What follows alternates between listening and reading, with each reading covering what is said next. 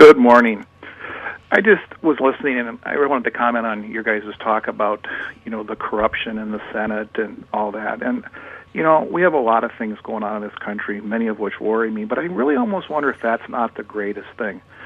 I don't expect to agree with my elected representatives all the time, and I probably shouldn't, but I want to believe they're good, honest people, and I really don't know that I can anymore. You and I share the same difficult opinion of this, and as the years go by, I get more and more cynical about it. Oh, it's terrible. I just did my taxes.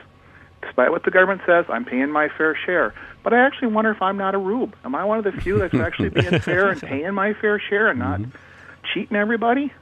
Yeah, where does your tax money go? Yeah. Well, I have no say in the matter anymore, it sounds like. No, and if you look at the way the issues are being decided in Washington, D.C., the voice of the average American seems inconsequential. It's the people who can put down the big bag of money.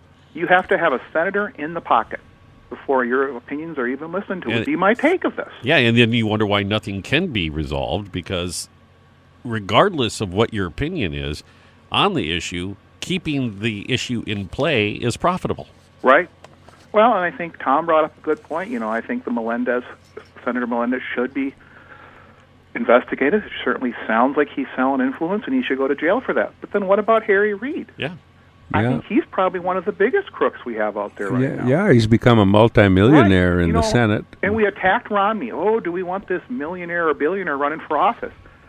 I don't know. Maybe my take would be maybe the millionaire is already happy with what he has in his retirement account and will actually be honest versus the person going in there whose whole goal is to put a few years there and get my pension and health care plan, make as much as I can, and then go on these $300,000 speeches after my retirement. That's a good point. Yeah, very good. I don't know. Very good. Don't know how we solve our problems. I do. I've got your points are excellent and frustrating and honest, and I think and you got the Department of Justice that won't go after officials like Lois Lerner, who use the IRS to punish conservative interest groups.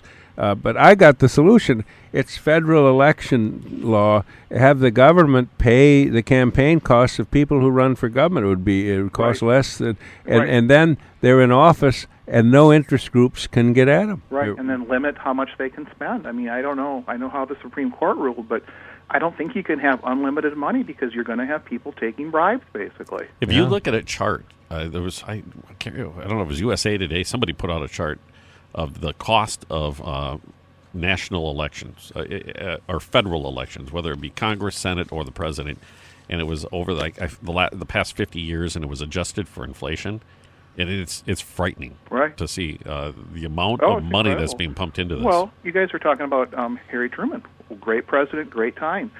We could use someone like that now. That person, whatever he would be right now, wouldn't have a chance.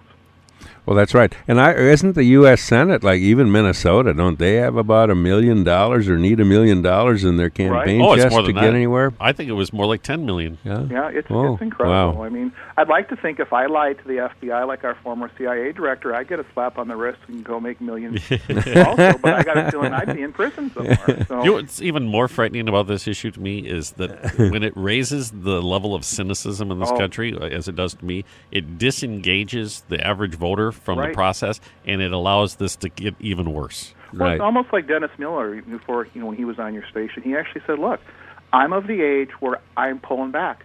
All I do is worry about this. I don't sleep. There's nothing I can do about it. I'm old enough. I don't care. Wow. He said that, and I was like, wow.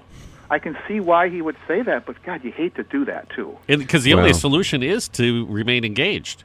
Yeah. That's the only thing that could possibly fix it. Well, I feel like I'm beating my head against the wall. Well, you've raised excellent points, caller, and if I'm not mistaken or didn't misread, I'll hold myself to criticism here. If I recognize names, I thought President Obama went golfing with the physician who's involved with the money that he gave to Senator Menendez. I mean, the circles and the contacts are just abysmal. Yeah, they all know each other. And if you want to get really cynical, start really closely looking at the linkage between Wall Street and Washington and what is happening and what's happening in our money markets and our financial institutions. It should there should be people going to prison. Yeah. Well, half those people that ran those banks in 2008 should be in jail. They're still playing the same game. That's they right. did far more damage to this country than Timothy McVeigh did, and we executed him. Yep. And he didn't pay his far more damage. And he didn't pay his taxes either, the Treasury Secretary. But yeah, it's just terrible. But I think Tom's right. I think we need to have the government pay for elections, limit how much you can spend, and then I think we need transparency. I mean, they talk about transparency, but I think everything needs to be out there. Every bank account for these people. You know, where did this $200,000 show up last week in this person's account? How do you account for that? Yeah, if you're gonna get into the game, you're gonna have to agree to these terms. Exactly. We have a right to know. But we need a leader to emerge to carry this message, because right now, because of the very things we're talking about, these proposals have snowball's chance, and you know what? Right, and I don't see anyone out there. I don't know. I want to be optimistic, but I don't see anyone out there that I can see can help us. Oh boy, and then you're worried about the IRS. You filled out very honestly your taxes. We could have tax reform or a flat tax or a user tax and abolish all this IRS complexity, but that and finance reform and the campaigns will never happen because of the interest groups. Right, exactly, and the money it makes for our senators and representatives by taking these, what do you want to call them, bribes or whatever, but to listen to these people. If you read the definition of a bribe in Webster's, I don't see much of a difference. Yeah, no, well, it's an influence versus a bribe. They were saying the paper this morning. Yeah, that's right. All the same to me. Well, well, thank you for your upbeat call. Thank you for your well-informed cynicism. Yeah, thanks. Thanks. Oh gosh, we got about a minute left. Yeah, you know, Gil Gutnick will often. I will have these discussions with Gil, and I will go way down deep in this hole, and he will point out that throughout the history of this country, and Harry Truman is a great example of this, that the right person comes along at the right time.